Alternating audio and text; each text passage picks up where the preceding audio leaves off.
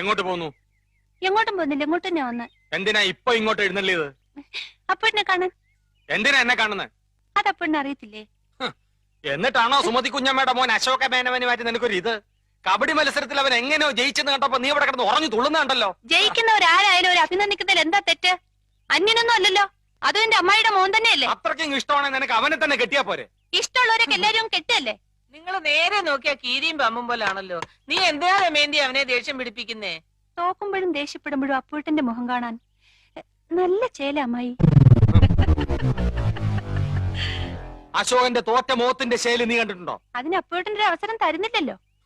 എന്നാ കാവിലെ പാട്ട് മത്സരത്തിന് നീ വാ, അവന്റെ തോറ്റ മോന്തയുടെ ക്ലോസപ്പ് കാണാം. ചുമ്മാ തങ്ങിയെന്ന് തോറ്റാ പോരെ, അതിന് ഈ വീരവാദം വേണോ? ചുമ്മാ തങ്ങിയെന്ന് തോറ്റാ പോരേന്ന്.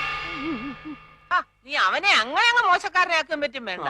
മനസ്സിലെത്തി പാടാമെങ്കിൽ പുഷ്പം പോലെ ജയിക്കാവുന്നതേ ഉള്ളൂ, അല്ലേ മോനെ? അപ്പൂട്ടാ, അപ്പൂട്ടിനോട് സ്നേഹം ഉള്ളോണ്ട് പറയാ, കാവിലെ മത്സരത്തിലെങ്കിലും അശോകേട്ടനെ തോപ്പിച്ചോണം. അതിലും തോറ്റിട്ട് അടുത്ത മത്സരത്തിൽ എടുത്തോളാന്ന് പറയാൻ ഈ വർഷം വേറെ മത്സരങ്ങളൊന്നും ഇല്ല. അടുത്ത വർഷം ഉണ്ടല്ലോ. ഈ വർഷത്തോടെ മത്സരങ്ങളൊക്കെ നിർത്തണമെന്നാ കരക്കാര് തീരുമാനിച്ചിരിക്കുന്നത്.